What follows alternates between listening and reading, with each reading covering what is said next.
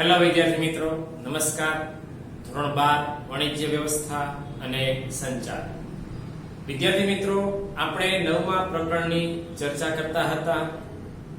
આગળ આપણે 9મા પ્રકરણમાં કુલ 2 લેક્ચરની ચર્ચા કરી, જેમાં પ્રથમ લેક્ચરમાં આપણે નાણાકીય માળખાનો પરિચય મેળવ્યો, જેનો આપણે ચાર્ટ બનાવ્યો હતો, અને તે મુજબ આપણે કુલ 2 ભાગ નાણાકીય બજારમાં ભણવાના હતા, જેમાં એક મૂડી બજાર અને બીજું નાણાં બજાર. તો આપણે ગયા વિડિયો લેક્ચરમાં નાણાં બજારની શરૂઆત કરી હતી. નાણાં બજાર એટલે ટૂંકા ગાળાની જામીનગીરીઓ માટેનું બજાર, જે ધંધાદારી પેઢીઓ, કેન્દ્ર સરકાર, રાજ્ય સરકાર, વેપારીઓ અને ખેડૂતોને 1 વર્ષ કે તેથી ઓછા સમયગાળા માટે જેમને નાણાંની જરૂર પડે તે એટલા ઓછા સમય માટે નાણું ક્યાંથી મેળવે, એ નાણાં મેળવવાના પ્રયત્નો ક્યાંથી કરે, એના માટેનું એ બજાર એ ટૂંકા ગાળાની જામીનગીરીઓનું બજાર કહેવાય, જેને આપણે નાણાં બજાર તરીકે ઓળખીએ છીએ. ગયા વિડિયો લેક્ચરમાં આપણે નાણાં બજારનો અર્થ, તેનો ખ્યાલ અને તેની લાક્ષણિકતાઓ વિશે આપણે વિસ્તૃત અભ્યાસ કર્યો. હવે એ નાણાં બજારના જ કેટલા પ્રકારો છે, એના સાધનો કેટલા છે, કે નાણાં બજાર એ ટૂંકા ગાળાની જામીનગીરીઓનું બજાર છે, જેમાં તરલતાનો ગુણ વધારે છે, એટલે કે તેનું રોકડમાં ઝડપથી રૂપાંતર થઈ શકે છે. તો એ તરલતા, ઊંચી તરલતા વાળું અને ઝડપથી રોકડમાં રૂપાંતર થઈ શકતી હોય એવી જામીનગીરીઓ કઈ કઈ છે, એટલે કે નાણાં બજારના એ સાધનો કયા કયા છે, આપણે તે નાણાં બજારના સાધનોનો અભ્યાસ કરવાનો છે આજના વિડીયોમાં. તમને બોર્ડ ઉપર દેખાય છે કે નાણાં બજારના સાધનો સમજાવો. તો આપણી સામે નાણાં બજારના કુલ 5 સાધનો છે.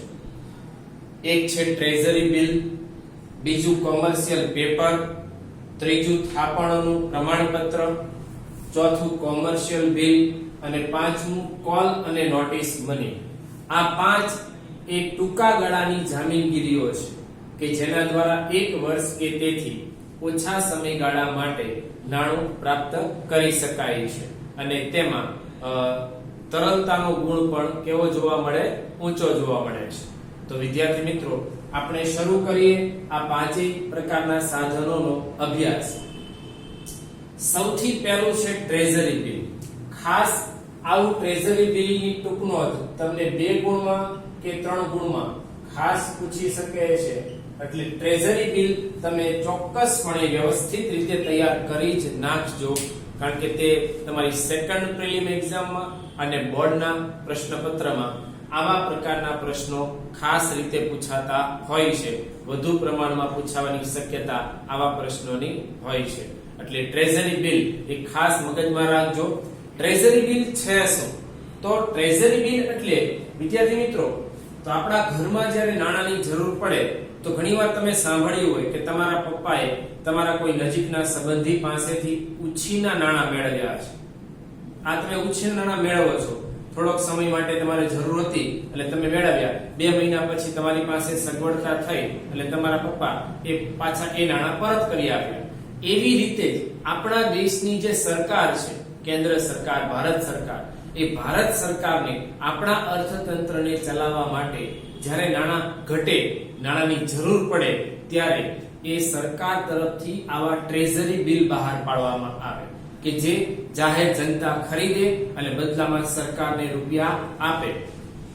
એ નાણાં ખૂબ જ ટૂંકા ગાળા માટે જ સરકારને જરૂર હોય છે, પણ ત્યાં હાથ ઉપર નથી હોતા, એટલે એ માટે સરકાર ટ્રેઝરી બિલ બહાર પાડે અને એ જાહેર જનતાને એ વેચે છે, અને જાહેર જનતા એ ટ્રેઝરી બિલ ખરીદીને ભારત સરકારને રૂપિયા આપે છે ટૂંકા ગાળા માટે, જેથી એ સરકારનું કામ, જે ખર્ચાઓનું જરૂરિયાતનું નાણું હોય એ ઉપયોગમાં લઈ શકાય, અને ફરી પાછું જ્યારે સરકાર પાસે સગવડતા થાય અને એનો સમય પૂરો થાય એટલે ટ્રેઝરી બિલ પરત લઈ લેશે અને નાણાં એને પરત આપી દેવામાં આવે છે. આવી રીતે ઉછીના નાણાં જ્યારે સરકારને જરૂર પડે ને ટૂંકા ગાળા માટે, ત્યારે સરકાર આવા ટ્રેઝરી બિલ બહાર પાડે છે. તો ટ્રેઝરી બિલની વાત કરીએ તો ટ્રેઝરી બિલ એ ટૂંકા ગાળા માટેનું નાણાકીય સાધન છે. કેવા ગાળા માટેનું? ટૂંકા ગાળા માટે, જે ભારત સરકાર વતી કોણ બહાર પાડે? આરબીઆઈ બહાર પાડે છે. જરૂર કોને છે? ભારત સરકારને. તો ભારત સરકારની જે મુખ્ય બેંક કઈ છે? મધ્યસ્થ બેંક. એટલે ભારત સરકાર આરબીઆઈ ને કહેશે તમે અમારા વતીથી ટ્રેઝરી બિલ બહાર પાડો. સમગ્ર વિશ્વમાં ટ્રેઝરી બિલ નાણાં બજાર માટે મહત્વનું ઘટક છે. ટ્રેઝરી બિલ એ નાણાં બજાર માટે મહત્વનું ઘટક છે. ભારતમાં ટ્રેઝરી બિલ કોણ બહાર પાડે? તો કે આરબીઆઈ. કોના વતી બહાર પાડે? તો ભારત સરકાર વતી બહાર પાડે. ટ્રેઝરી બિલ દ્વારા સરકાર ટૂંકા ગાળા માટે ઉછીના નાણાં મેળવે છે. કોની પાસેથી? જાહેર જનતા પાસેથી. જે વ્યક્તિ ટ્રેઝરી બિલ ખરીદે છે એની પાસેથી ભારત સરકાર ટૂંકા ગાળા માટે નાણાં ઉછીના મેળવે છે. ટ્રેઝરી બિલની પરિપક્વતાની તારીખ 3 મહિના એટલે 91 દિવસ, 6 મહિના એટલે 182 દિવસ કે 1 વર્ષ 364 દિવસ હોવાથી એમાં રોકડ તરલતાનો ગુણ વધારે હોય છે. તમારે એ ટ્રેઝરી બિલના નાણાં ગમે ત્યારે વટાવવા હોય તમે ગમે ત્યારે એને પરત કરીને નાણાં મેળવી શકો છો. એટલે ટ્રેઝરી બિલની પરિપક્વતાની તારીખ ખાસ યાદ રાખજો. 3 મહિના, 6 મહિના અને 1 વર્ષ એટલે 91 દિવસ, 182 દિવસ અને 364 દિવસ. આનો તમને ટૂંકો સવાલ કે એમસીક્યુ તરીકે તમને આવો પ્રશ્ન પૂછી શકે છે. બીજું કે ટ્રેઝરી બિલમાં એક ખાસ વાત એ છે વિદ્યાર્થી મિત્રો કે ટ્રેઝરી બિલ છે ને એ શૂન્ય કૂપન બોન્ડ છે. એટલે એમાં નફો નથી થતો. શૂન્ય કૂપન બોન્ડ હોય એટલે એમાં નફો આપવામાં આવતો નથી, એના પર કોઈ વ્યાજ આપવામાં આવતું નથી. એ વટાવથી બહાર પાડવામાં આવે છે અને મૂળ કિંમતે પરત કરવામાં આવે છે. દાખલા તરીકે ધારો કે સરકારે 25,000 ના ટ્રેઝરી બિલ બહાર પાડવા છે તો અત્યારે જાહેર કરશે કે 25,000 ના ટ્રેઝરી બિલ 23,500 માં આપવામાં આવશે. એટલે 1,500 રૂપિયા વટાવથી એ બહાર પાડશે. એટલે લોકોએ એક ટ્રેઝરી બિલ ખરીદવા માટે 23,500 આપવાના છે અને પાકતી મુદતે 25,000 એના પરત લેવાના, એટલે કે મૂળ કિંમત એને પરત લેવાની છે. એટલે એક ટ્રેઝરી બિલની કિંમત 25,000 રૂપિયા હોય પણ અત્યારે સરકાર એને આપશે તો વ્યક્તિ પાસેથી 23,500 જ લેવાના. 1,500 રૂપિયા વટાવે એને આપવામાં આવશે અને જ્યારે પાકતી મુદત આવે ત્યારે મૂળ કિંમત એટલે 25,000 રૂપિયા એને પરત કરવામાં આવશે. એટલે 1,500 રૂપિયા એને વધારે મળશે. આ રીતે એ શૂન્ય કૂપન બોન્ડ છે અને વટાવથી બહાર પાડવામાં આવે છે, તેથી મૂળ કિંમત એને પરત થાય. આ ટ્રેઝરી બિલને ટી બિલ્સ તરીકે પણ ઓળખવામાં આવે છે. આ પણ ટૂંકા સવાલ તરીકે તમને પૂછી શકે. કેવી રીતે ઓળખાય છે? ટી બિલ્સ તરીકે ઓળખવામાં આવે છે. આ પહેલું એ ટ્રેઝરી બિલનું સાધન છે. આ ટ્રેઝરી બિલ એ સલામત છે, ટૂંકા ગાળાનું છે અને સામાન્ય રીતે લઈએ તો એ સિક્યુરિટી વાળું, એટલે કે આમાં કોઈ પ્રકારનું જોખમ ઓછું રહે છે. એટલે ટૂંકા ગાળાનું એ જામીનગીરી, ટૂંકા ગાળાની નાણાકીય વ્યવસ્થા કરવાનું એ જામીનગીરી છે. બીજું છે કોમર્શિયલ પેપર. વિશ્વ સ્તરે 1980 પછી કોમર્શિયલ પેપર ઘણા લોકપ્રિય બન્યા છે. સૌપ્રથમ આરબીઆઈ જાન્યુઆરી 1990 માં કોમર્શિયલ પેપર બહાર પાડ્યા હતા. સૌપ્રથમ કોણે બહાર પાડ્યા હતા? આરબીઆઈ 1990 માં ભારતમાં કોમર્શિયલ પેપર બહાર પાડ્યા હતા. કોમર્શિયલ પેપર બિન સલામત છે. ટ્રેઝરી બિલ કેવું છે? સલામત છે. કોમર્શિયલ પેપર કેવું છે? બિન સલામત. બિન સલામત અને ટૂંકા ગાળાની વચન ચિઠ્ઠી જેવો દસ્તાવેજ જે ટૂંકા ગાળાનું ભંડોળ મેળવવાનું સાધન છે અને ઊંચી શાખ પાત્રતા ધરાવતી કોર્પોરેટ કંપનીઓ કે સંસ્થાઓ કે જેમની નાણાકીય સ્થિતિ મજબૂત છે તે જ બહાર પાડે છે અને તે હસ્તાંતરણીય છે. કોમર્શિયલ બિલ બિન સલામત છે, ટૂંકા ગાળાનું છે અને હસ્તાંતરણીય છે. આ ટૂંકા ગાળાનું છે, સલામત છે અને બિન હસ્તાંતરણીય છે. કયું? Treasury bill. આ ટ્રેઝરી બિલ એક જ એવું છે જે સલામત છે અને બિન હસ્તાંતરણીય છે. બાકી બધા જે ચાર છે એ બધા બિન સલામત છે અને હસ્તાંતરણીય છે, જેની ફેરબદલી કરી શકાય છે. ટ્રેઝરી બિલની ફેરબદલી કરી શકાતી નથી. એટલે કોમર્શિયલ પેપર બિન સલામત, ટૂંકા ગાળાની વચન ચિઠ્ઠી જેવો દસ્તાવેજ છે. એ ટૂંકા ગાળાનું ભંડોળ મેળવવાનું સાધન છે. એ ઊંચી શાખ પાત્રતા ધરાવતી હોય એવી કંપનીઓ કે જેની આર્થિક સદ્ધરતા સારી હોય એ જ કંપનીઓ આવી કોમર્શિયલ પેપર બહાર પાડે છે. કારણ કે જો નબળી કંપની હશે આર્થિક દ્રષ્ટિએ તો લોકો એના કોમર્શિયલ પેપર ખરીદતા નથી. એટલે જે આર્થિક દ્રષ્ટિએ સદ્ધરતા ધરાવતી હોય એવી કંપનીઓ જ આવા કોમર્શિયલ પેપર બહાર પાડે છે અને તેવા કોમર્શિયલ પેપર હસ્તાંતરણીય હોય છે એટલે જે ફેરબદલીને પાત્ર છે. કંપનીઓ અને નાણાકીય સંસ્થાઓ ઓછામાં ઓછા 7 દિવસ અને વધુમાં વધુ 1 વર્ષ કંપનીઓ કે સંસ્થાઓ ઓછામાં ઓછા 7 દિવસ અને વધુમાં વધુ 1 વર્ષની મુદ્દત માટે એ બહાર પાડી શકે છે. કોમર્શિયલ પેપરનું આરબીઆઈ દ્વારા નિયંત્રણ થાય છે. આરબીઆઈ બહાર પાડે છે. પહેલી વખત આરબીઆઈ બહાર પાડ્યું હતું અને ભારતના તમામ કોમર્શિયલ પેપરનું નિયંત્રણ કોના દ્વારા થાય છે? આરબીઆઈ દ્વારા થાય છે. તે રૂપિયા 5 લાખ અને તેના ગુણાંકમાં વટાવથી બહાર પાડવામાં આવે છે. એનો એક કોમર્શિયલ પેપર 5 લાખનો તમારે બે ખરીદવા હોય તો 10 લાખ, પણ 7 લાખ કે 8 લાખનું રોકાણ એમાં થઈ શકે નહીં. કા 5 લાખ કા 10 લાખ કા 15 લાખ, આ રીતે 5 લાખના ગુણાંકમાં જ એ કોમર્શિયલ પેપર તમે ખરીદી શકો છો. બીજું કે તે પણ વટાવથી બહાર પાડવામાં આવે છે. એટલે 5 લાખનું એક કોમર્શિયલ પેપર હોય તો 4,75,000 તમને અત્યારે આપવામાં આવે, એટલે 25,000 ના વટાવથી આપવામાં આવે. હવે જ્યારે કોમર્શિયલ પેપર પરત કરવામાં આવે ત્યારે મૂળ કિંમત એટલે એની જે 5 લાખની કિંમત છે મૂળ કિંમતે તમને પરત મળશે. એટલે 25,000 નો એમાં તમને ફાયદો થાય. ટ્રેઝરી બિલ અને કોમર્શિયલ પેપર બંને વટાવથી બહાર પાડવામાં આવે છે.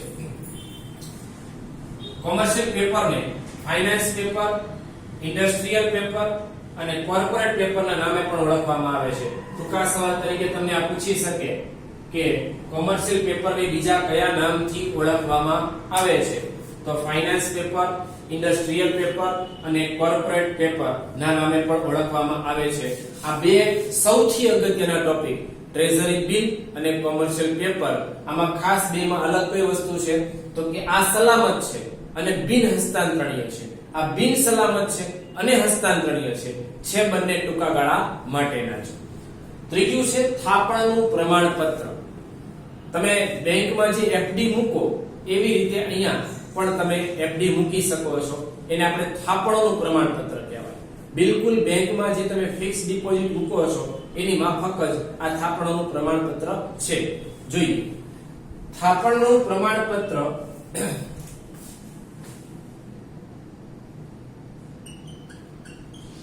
બિન સલામત, આની જેમ જ બિન સલામત, હસ્તાંતરણીય, આની જેમ હસ્તાંતરણીય અને ટૂંકા ગાળાનું નાણાં મેળવવાનું એ સાધન છે. હસ્તાંતરણીય અને બિન સલામત આ બે આ ટ્રેઝરી બિલમાં એ ઊંધું આવશે, બાકી ચારેયમાં એક સરખું આવશે. એટલે થાપણનું પ્રમાણપત્ર બિન સલામત, હસ્તાંતરણીય અને ટૂંકા ગાળાનું, બિન સલામત, હસ્તાંતરણીય અને ટૂંકા ગાળાનું નાણાં મેળવવાનું સાધન છે. મોટા ભાગે શેડ્યુલ વેપારી બેંકો અને નાણાકીય સંસ્થાઓ જ એ બહાર પાડી શકે છે. કોણ બહાર પાડી શકે? શેડ્યુલ વેપારી બેંકો અને નાણાકીય સંસ્થાઓ જ આ થાપણોનું પ્રમાણપત્ર બહાર પાડી શકે છે. બેંકમાં મૂકેલી બાંધી મુદ્દતની થાપણની રસીદથી થાપણનું પ્રમાણપત્ર કેવું છે? તદ્દન અલગ છે. બેંકની એફડી કરતા તે તદ્દન અલગ પડે છે. થાપણનું પ્રમાણપત્ર હસ્તાંતરણીય અને વેચી શકાય છે, જ્યારે બાંધી મુદ્દતની થાપણની રસીદ હસ્તાંતરણીય નથી, એટલે એના કરતા અલગ પડે છે. બેંકની એફડી કરતા અલગ એટલા માટે પડે છે કે આ હસ્તાંતરણીય છે અને બેંકની એફડી એટલે ફિક્સ ડિપોઝિટ હસ્તાંતરણીય નથી અને વેચી શકાતી પણ નથી. શેડ્યુલ વેપારી બેંકોને તેની જરૂરિયાત અનુસાર કેટલીક શરતોને આધીન એક આ થાપણનું પ્રમાણપત્ર બહાર પાડવાની સ્વતંત્રતા એ ધરાવે છે. જે આરબીઆઈ અમુક શરતો મૂકી હોય એ શરતોના પાલન સાથે આ શેડ્યુલ વેપારી બેંકો આવા થાપણોના પ્રમાણપત્રો બહાર પાડીને જાહેર જનતા પાસેથી નાણું એકત્ર કરી શકે છે. થાપણ પ્રમાણપત્રની કિંમત ઓછામાં ઓછી કેટલી હોય? 1 લાખ હોવી જોઈએ. 1 લાખથી નીચેની થાપણનું પ્રમાણપત્ર હોતું નથી. એક થાપણનું પ્રમાણપત્રની કિંમત ઓછામાં ઓછી કેટલી હોવી જોઈએ? 1 લાખ રૂપિયા હોવી જોઈએ. આમ આ ત્રણ સાધનો થયા નાણાં બજારના. ચોથું સાધન છે commercial bill. Treasury bill, commercial paper, થાપણનું પ્રમાણપત્ર. હવે આ જે કોમર્શિયલ પેપર હતું એમ અહીંયા કોમર્શિયલ બિલ આવે. મોટા ભાગે ધંધાદારી પેઢીઓ આવા કોમર્શિયલ બિલનો ઉપયોગ કરતા જોવા મળે છે. તો જોઈએ આપણે કે કોમર્શિયલ બિલ શું છે. જ્યારે શાખથી એટલે ઉધારથી માલ ખરીદવામાં આવે ત્યારે માલ વેચનાર વેપારી શાખથી માલ ખરીદનાર ઉપર કોમર્શિયલ બિલ લખે છે. માલ વેચનાર વેપારી શાખથી માલ ખરીદનાર ઉપર કોમર્શિયલ બિલ લખે છે. એટલે જે વેચનાર વ્યક્તિ છે એ ખરીદનાર ઉપર કોમર્શિયલ બિલ લખે છે. અને કોમર્શિયલ બિલ પાછું કેવું છે? હસ્તાંતરણીય. હસ્તાંતરણીય વસ્તુ કઈ કઈ? કોમર્શિયલ પેપર, થાપણનું પ્રમાણપત્ર અને કોમર્શિયલ બિલ. આ ત્રણેય કેવા છે? હસ્તાંતરણીય છે. આ એક જ હસ્તાંતરણીય નથી.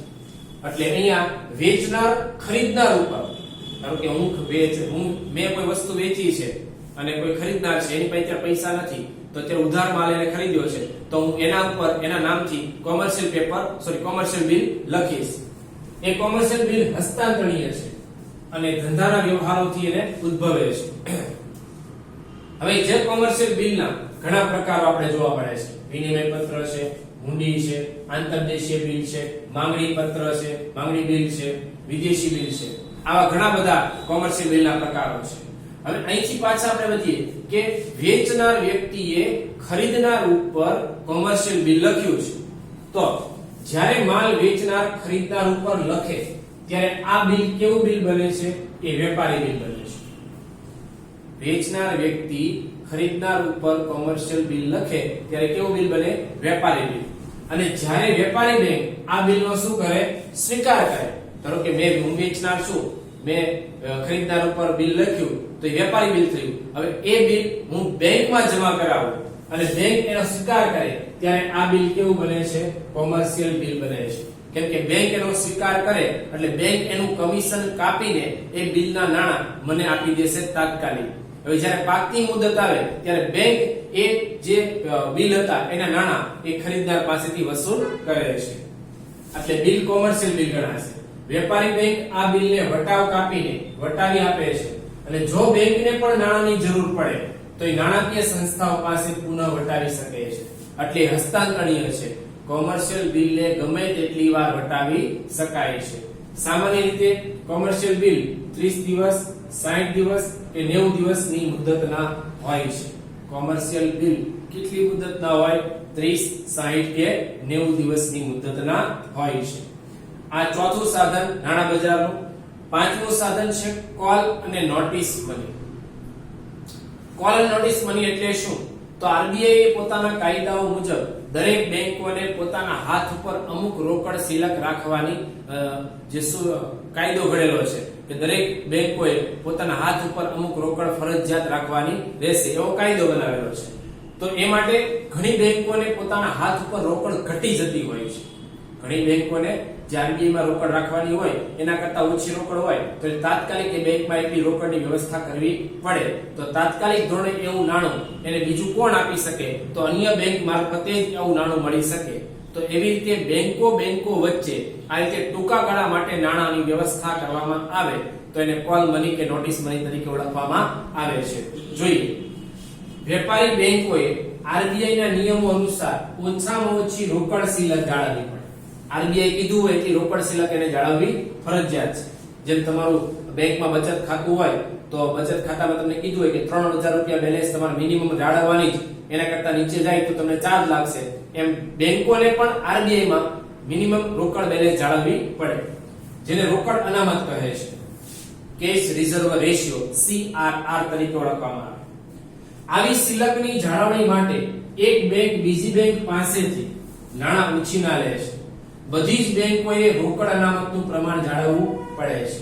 જ્યારે એક બેંક પાસે નાણાં ઓછા હોય, રોકડ શિલક જળવાય ન હોય, ત્યારે બીજી બેંક પાસે નાણાં ઉછીના મેળવે છે. કારણ કે બધી બેંકોએ રોકડનું અનામતનું પ્રમાણ જાળવવું પડે છે.